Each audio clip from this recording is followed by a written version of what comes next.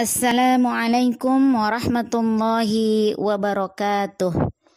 Alhamdulillah arsala rasulahu bil huda wa dinil haq liyujhirahu 'ala ad-dini kullih wa kafa billahi syahida. Alhamdulillah, kita panjatkan puji dan puja syukur kita kehadirat Allah Subhanahu wa taala, yang mana hingga sore hari ini Allah masih memberikan kita napas sehingga kita bisa menghirup udara segar yang setiap harinya tanpa kita bayar kepada Allah. Alhamdulillah. Itulah salah satu bukti bahwa Allah sangat menyayangi kita. Kalau bantuan napas dari rumah sakit kita bayar walaupun sedikit, tapi napas dari Tuhan tak bayar walaupun sedikit. Alhamdulillah. Salawat dan salam atas junjungan kita Nabi Yuna Rasulullah sallallahu alaihi wasallam. Allahumma salli ala Muhammad wa ala ali Muhammad. Baik, di sini ummahati fillah, mari kita mengkaji yaitu hadis arba'in. Agama adalah nasihat. An Abi Ruqayyah Tamimi. Ya, sama-sama ya.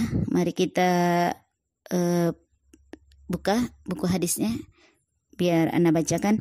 An Abi Ruqayyah Tamimi bni Ausin Ad-Dari radhiyallahu anhu anna an-nabiyya sallallahu alaihi wasallam qala ad-dinu nasihah. Qulna liman? Qala lillahi wali kitabihi wali rasulihi wali ammatil muslimin wa ammatihim. Rawahul Muslim. Abu Ruqayyah Tamim bin Aus Ad-Dari radhiyallahu anhu berkata, Nabi sallallahu alaihi wasallam bersabda, agama itu ketulusan. Kami bertanya, untuk siapa? Beliau bersabda, untuk Allah, kitabnya, rasulnya, para pemimpin dan kaum muslimin. Hadis Rawahul Muslim. Kita melihat, baik ummahat, mari kita lihat marajul hadisnya, referensi daripada hadis ini, yaitu di Sahih Muslim juga, dapat dilihat di Al-Iman, bab bayan an-nad din an-nasihah. Hadis nomor 55. Hadis ini merupakan satu-satunya hadis dan hanya diriwayatkan oleh Imam Muslim. Imam Nawawi berkata, dalam Sahih Bukhari tidak ada hadis ini, sedangkan di Sahih Muslim hanya pada bab ini, tidak ada pada tempat lainnya. Begitu juga yang kedua, marojiknya Sunan Abu Daud, Al-Adab, bab fi an-nasihah, hadis nomor 4944. Kemudian hadis ini, marajul hadis yang ketiga adalah Sunan An-Nasa'i, Al-Bai'ah, bab an-nasihah lil imam. Baik, ummahati fillah, kita lanjutkan ahamiyatul hadis, urgensi hadis. Jadi apa urgennya hadis ini?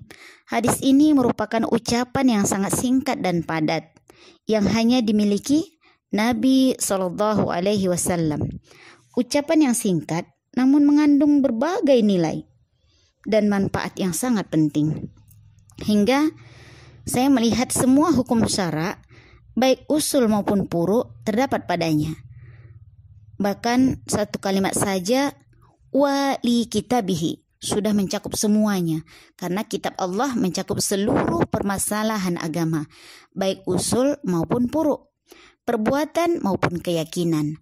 Allah Subhanahu wa taala berfirman di dalam Al-Qur'an surah Al-An'am ayat ke-38 yang artinya, tidak aku tinggalkan sedikit pun dalam kitab ini. Karenanya ada ulama yang berpendapat bahwa hadis ini merupakan siklus daripada ajaran ad-dinul Islam. Kita lanjutkan mufradatul hadis, arti kata daripada hadis ini. Ya, kata-kata penting dalam hadis ini. Yang pertama, ad-dinu. Apa itu ad-dinu? Agama Islam. Maksudnya nasihat adalah penopang agama. Kemudian an-nasihah, nasihat, yakni ucapan yang dimaksudkan untuk perbaikan. La'immatil muslimin, para pemimpin. Amaitihim, seluruh umat Islam, selain para pemimpin. Kemudian kita lanjutkan ya. Kita bisa melihat bagaimana di dalam hadis ini kandungannya ya, fiqhul hadis. Fiqhul hadisnya membahas tentang yang pertama adalah ketulusan kepada Allah. Baik ummahati fillah, di sini akan membahas ketulusan kepada Allah Subhanahu wa taala. Bagaimana sebenarnya ketulusan kepada Allah Subhanahu wa taala? Ya, jadi hal ini bisa dilihat terimplementasikan dalam bentuk iman kepada Allah Subhanahu wa taala. Tidak menyekutukannya, tidak mengingkari sifat-sifatnya, meyakini bahwa segala kesempurnaan hanyalah milik Allah Subhanahu wa taala. Mensucikan Allah dari semua kekurangan. Ikhlas dalam beribadah kepada Allah, senantiasa taat, tidak berbuat maksiat. Ingat ya, ingat ya ummahat. Senantiasa taat, tidak berbuat maksiat. Mencintai karena Allah, membenci karena Allah.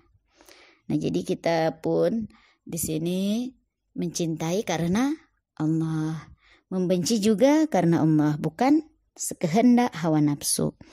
Komitmen terhadap masalah ini dalam setiap ucapan maupun perbuatan akan mendatangkan kebaikan bagi seorang muslim di dunia dan di akhirat, insya Allah. Jadi ketika kita tulus kepada Allah Subhanahu wa taala, amal yang tulus akan mendatangkan kebaikan bagi kita di dunia ini maupun di akhirat kelak. Amin ya rabbal alamin. Yang kedua, ummahati fillah, kandungan daripada hadis yang ketujuh ini adalah ketulusan kepada Al-Qur'an. Yang pertama tadi ketulusan kepada Allah, yang kedua adalah ketulusan kepada Al-Qur'an, kalamullah.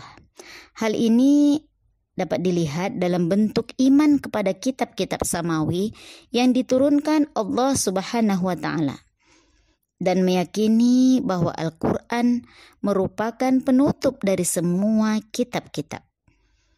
Al-Qur'an adalah kalamullah yang penuh dengan mukjizat, yang senantiasa terpelihara baik dalam hati maupun dalam bentuk tulisan. Allah sendirilah yang menjamin hal ini. Karena memang di dalam Al-Quran surah Al-Hijr ayat ke-9 diterangkan bahwa Allah Subhanahu wa taala berfirman yang artinya, sesungguhnya kami yang menurunkan Al-Quran dan kami sendiri yang akan menjaganya. Maka lebih rincinya, ketulusan kepada Al-Quran ini dapat dilihat ya, dapat dilihat dalam hal berikut. Mari kita akan bahas jadi ketulusan kepada Al-Quran. Jadi yang pertama, ketulusan dalam Al-Quran bisa dilihat dari membaca dan menghafal Al-Quran. Masya Allah ya, kalau kita belum bisa menghafal maka kita membacanya. Kalau kita belum bisa membaca satu hari satu juz, nggak apa-apa, satu hari 1,5 juz. Masya Allah, mudah-mudahan ya kita komitmenkan saja dulu ummahati fillah untuk kita sama-sama setiap harinya bertilawah ya, membaca Al-Quran satu hari 1 juz sesuai dengan program pekanan kita, insya Allah. Mari kita berusaha untuk tetap istiqomah. Dengan kita membaca Al-Quran akan didapatkan berbagai ilmu. Insya Allah akan mendapatkan berbagai ilmu ya. Dengan kita membaca Al-Quran, ilmu-ilmu Allah itu pun akan kita rasakan. Dengan kita membaca Al-Quran, hati kita akan menjadi tenang.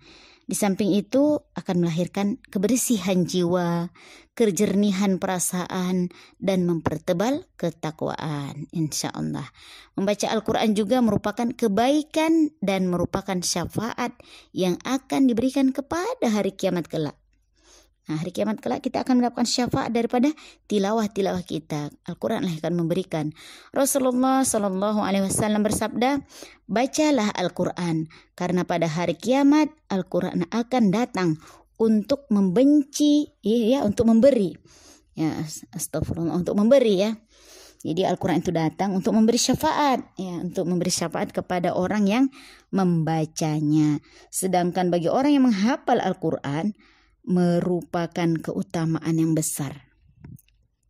Ya, melalui hafalan hati akan lebih hidup dengan cahaya kitabullah.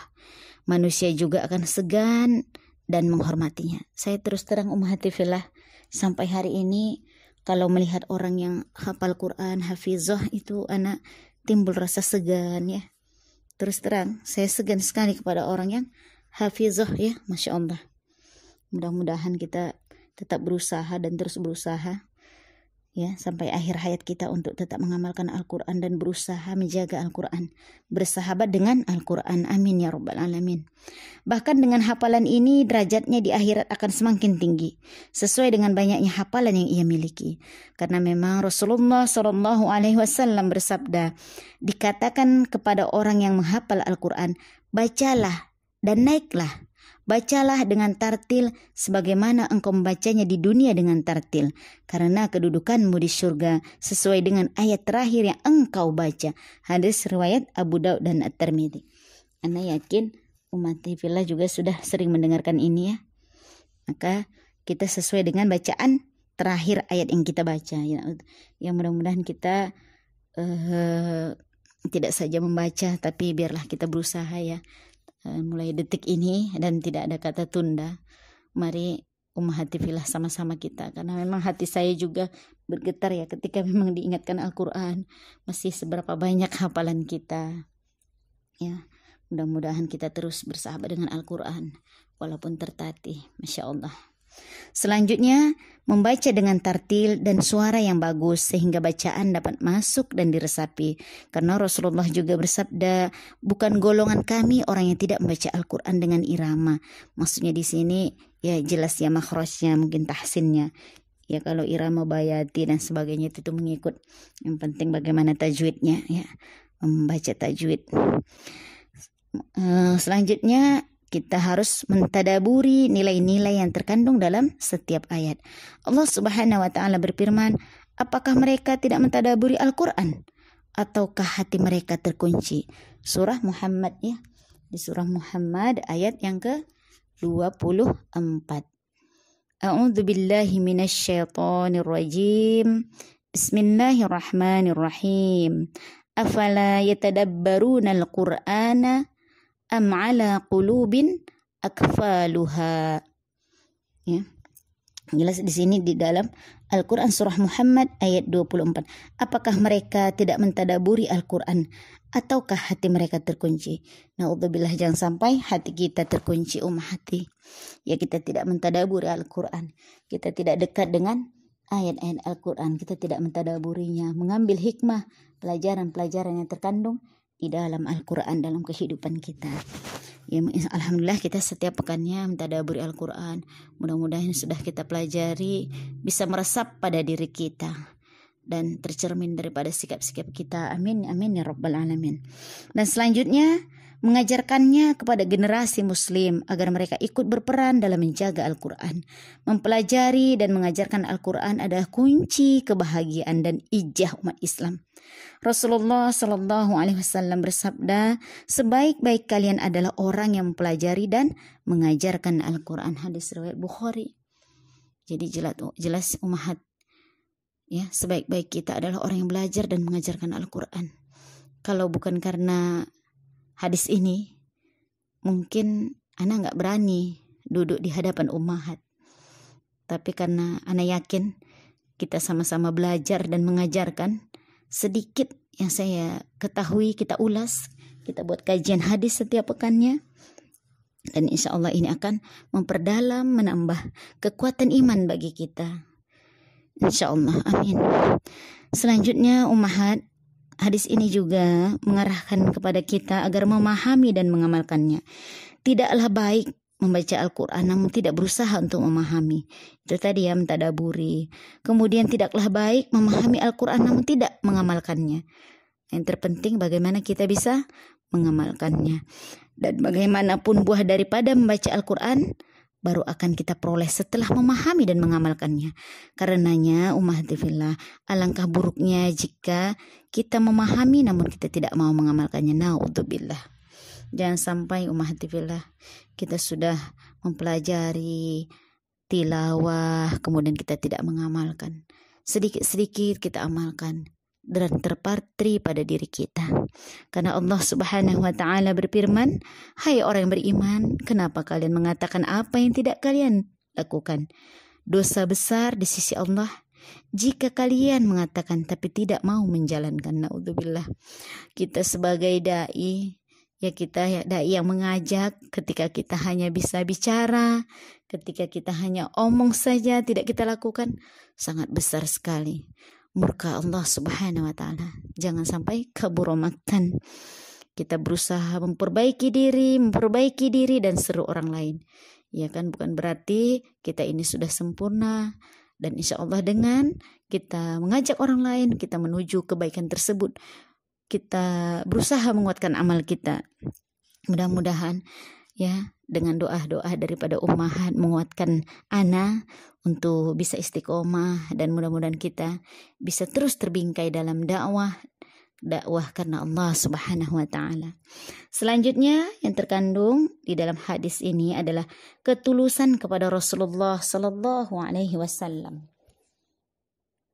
Ya, ketulusan kepada Rasulullah suri toladan umat Islam, suri toladan diri kita, acuan daripada kehidupan kita. Hal ini terimplementasi dalam bentuk membenarkan risalahnya, membenarkan semua yang disampaikan, baik dalam Al-Quran maupun sunnah, mencintai dan menaatinya. Mencintai Rasul secara otomatis berarti kita mencintai Allah.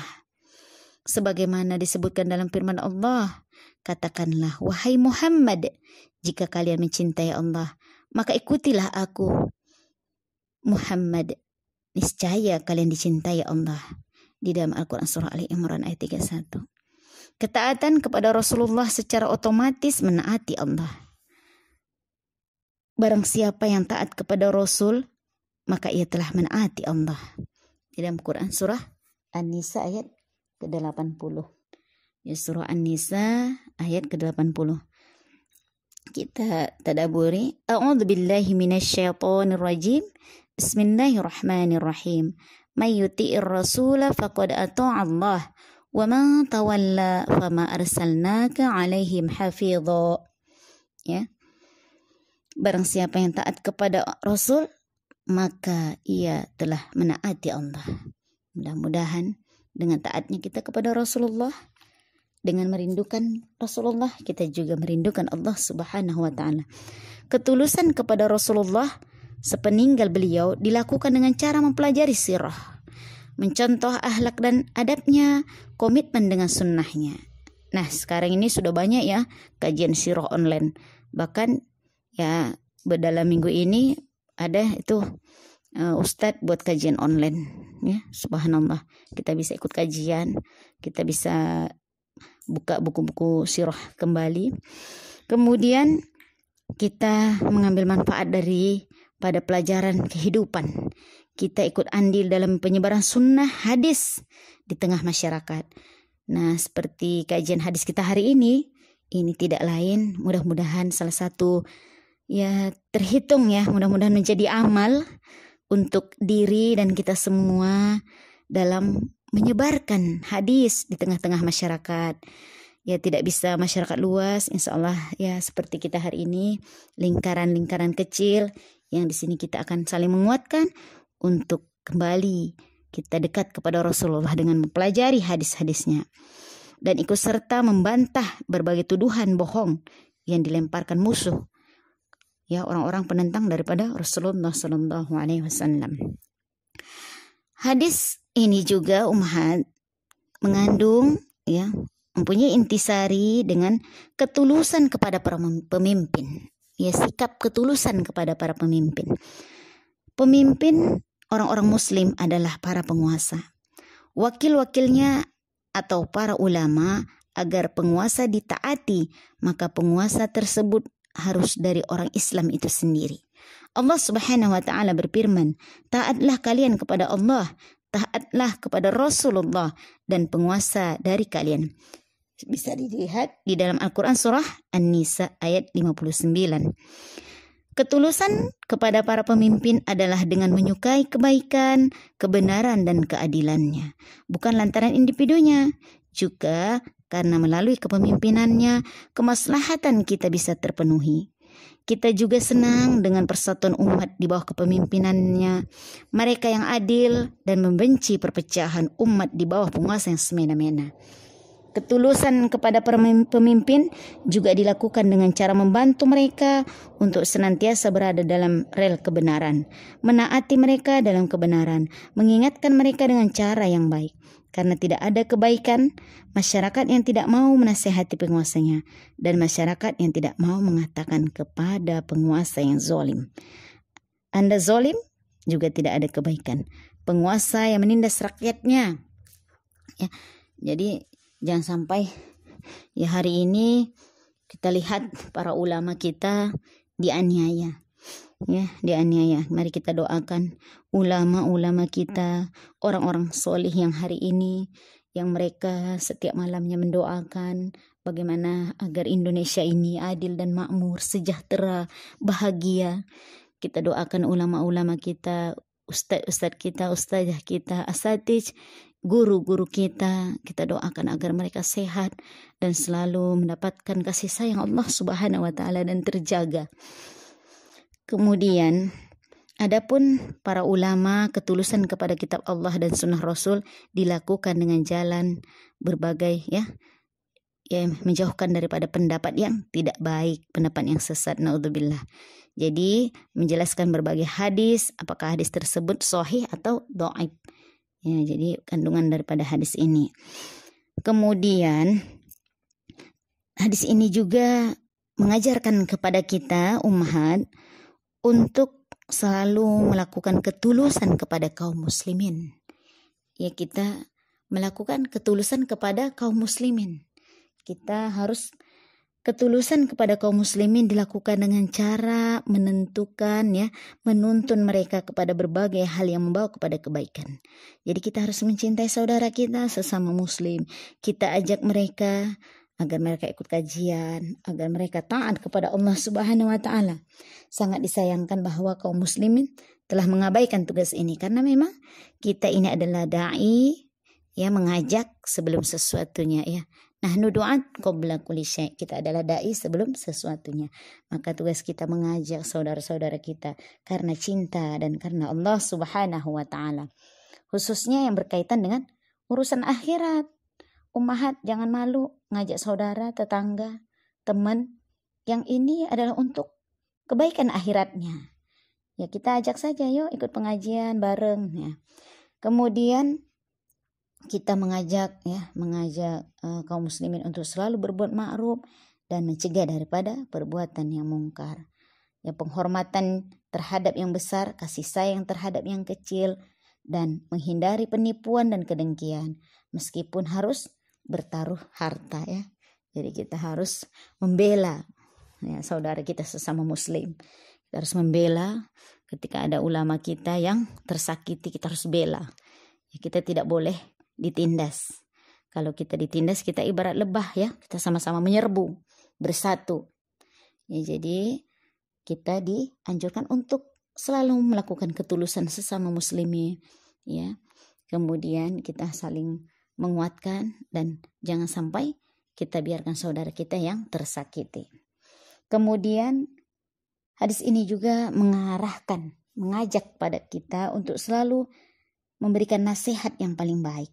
Nasihat yang paling baik adalah nasihat yang diberikan ketika seseorang dimintai nasihat. Rasulullah Shallallahu Alaihi Wasallam bersabda, jika seseorang dimintai nasihat, maka nasihatilah ia. Termasuk ketulusan yang paling baik adalah yang dilakukan saat orang tersebut tidak ada di hadapannya. Ini dilakukan dengan cara menolong dan membelanya. Ini bukti ketulusan yang sungguh-sungguh. Rasulullah bersabda, sesungguhnya termasuk hak seorang muslim terhadap muslim yang lain adalah tetap tulus meskipun tidak di hadapannya. Ya, baik ummahatil fillah, tetap tulus meskipun tidak di hadapannya. Kalau kita di hadapannya tulus, di belakangnya juga harus tulus. Berarti ini menunjukkan sikap jujur, bukan sikap kemunafikan ya. Di belakangnya baik, di depannya baik, namun di belakangnya naudzubillah. Mari kita doakan saudara-saudara kita. Mari kita jaga hati kita agar kita bisa tulus di depan dan di belakang. Ummahatil fillah, kita perbaiki diri kita. Karena hadis ini mengajak pada kita. Di depan tulus, di belakang juga kita tulus. Kemudian hadis ini juga menasihatkan pada kita pendapat para ulama seputar nasihat. Hasan al-Basri berkata, sesungguhnya engkau belum terhitung menasihati saudaramu sebelum engkau menyuruhnya untuk melakukan sesuatu yang ia tidak mampu melakukannya. Ia juga menyebutkan bahwa beberapa sahabat radhiyallahu anhu berkata, demi zat yang jiwaku ada di tangannya, orang yang paling dicintai Allah adalah orang yang menyebabkan Allah mencintai hambanya, menyebabkan hamba cinta kepada Allah dan melakukan nasihat. Abu Bakar berkata, yang menjadikan Abu Bakar lebih tinggi derajatnya daripada sahabat-sahabat yang lain bukanlah puasa ataupun sholat, akan tetapi karena sesuatu yang ada di dalam hatinya. Yang ada di hatinya adalah kecintaannya kepada Allah dan nasihat terhadap makhluknya. Ya, kemudian kemuliaan yang diperoleh oleh generasi kami bukanlah karena sholat dan puasa, namun karena murah hati, lapang dada, dan suka memberi nasihat. Masya Allah, ya, suka memberi nasihat. Ya, kemudian hadis ini juga mengajarkan, kalau tadi kita diajarkan untuk memberikan nasihat, ketika saudara meminta maka kita nasihati. Kemudian seputar ulama dan adab-adab dalam nasihat. Adab-adab dalam nasihat. Bagaimana? Ya, bagaimana adab ketika kita menasihati saudara kita? Ya, ketika kita menasihati saudara kita ya seperti ini. Ketika di dalam majelis kita nasihati, karena ana yakin ummahat hadir ke sini memang ingin mendengarkan taujih. Nah, jadi tidak ada yang sakit hati karena ini yang disampaikan adalah kajian hadis ya, bukan kata-kata pribadi. Dan kalaupun ada kehilapan, saya minta maaf ya. Karena kehilapan datangnya dari pribadi, segala kebenaran hanyalah datangnya dari Allah Subhanahu wa taala. Ya, kita lanjutkan. Adab-adab nasihat. Di antara adab nasihat dalam Islam adalah menasehati saudaranya dengan tidak diketahui orang lain. Karena barang siapa yang menutupi keburukan saudaranya, maka Allah akan menutupi keburukannya di dunia dan di akhirat. Sebagian ulama berkata, barang siapa yang menasehati seseorang dan hanya ada mereka berdua, maka itulah nasihat yang sebenarnya. Barang siapa yang menasihati saudaranya di depan banyak orang, maka yang demikian itu adalah mencela dan merendahkan orang yang dinasihati. Masya Allah, na'udzubillah ya. Ya, kalau kita pernah melakukannya, kita menasihati orang lain di depan orang ramai, kita menegur. Ya, kalau nasihat, ya kita menegur. Contoh saudara kita hilap di depan orang ramai, ternyata itu tergolong mencela. Maka kita panggil, kita hanya beberapa orang. 1-2 orang, karena khawatir ada yang disegani di situ, akhirnya dia tidak kurang berkenan dan dia komitmen dengan kesalahannya. Ini juga nggak baik ya. Jadi ada adab nasihat. Kalaupun kita pernah dilakukan seperti itu, maka kita banyak-banyak meminta maaf, kita lupakan. Insya Allah itu akan lebih bahagia. Karena kita semua punya masalah, kita punya problem.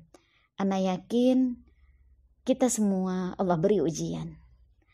Allah beri ujian. Anda juga pernah mengalami ya, ketika dinasihati di depan orang banyak. Itu memang begitu sakitnya.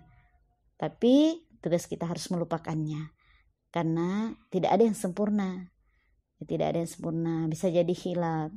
Kita tetap mendoakan saudara kita. Ya, kita tetap mendoakan saudara kita. Karena memang itulah Allah tidak akan menguji kalau kita tidak mampu. Terkadang kita diuji dengan orang-orang yang kita sayangi. Kita diuji dengan orang-orang yang di sekitar kita. Ya, rasa hati, rasa tidak nyaman, tidak enak. Ketika kita sering bertemu. Kalau dengan orang yang tidak sering bertemu, ya kita tidak ada gesekan. Kita tidak ada ketersinggungan karena kita jarang gitu. Tetapi kalau kita selalu bertemu atau pakaiannya sama, ya bisa jadi bergesekan. Seperti di sebuah ruangan, orangnya itu aja, bisa jadi kesenggol sesekali. Tapi kalau kita nggak pernah ketemu kan nggak kesenggol. Begitulah, bisa jadi di dalam ukhuwah kita ini, ya para ummahat, dalam pengajian ini contohnya, ya kita ada sedikit sakit hati dan sebagainya. Nah, disitulah Allah uji kita, dan disitulah kita bisa mengetahui bahwa kalau kita sakit hati begini, kalau kita tidak lapang dada begini, nah kalau kita tidak salamatus sodri maka begini. Nah, Allah beri rasa itu, tetapi jangan sampai rasa itu menjauhkan kita. Kuatkan ukhuwah kita, satukan hati kita karena Allah, satukan hati kita, langkah kita, akhirnya kita kembali mengokohkan barisan dakwah ini, insya Allah. Kemudian, barang siapa yang menasihati saudaranya di depan banyak orang, maka yang demikian itu mencela dan merendahkan orang yang dinasihati. Ya, kita lihat di Fudail bin Iyad berkata, seorang mukmin adalah orang yang menutupi aib dan menasihati, sedangkan orang fasik adalah orang yang merusak dan mencela. Ya, jadi orang fasik itu adalah orang yang merusak dan mencela. Kita kan nggak mau sih dibilang orang fasik. Baik ummahat, sampai di sini saja kajian hadis kita yang ke-7. Kita sudahi saja karena sudah mulai azan maghrib ya. Kita sudahi dengan ucapan alhamdulillahirabbil alamin. Assalamualaikum.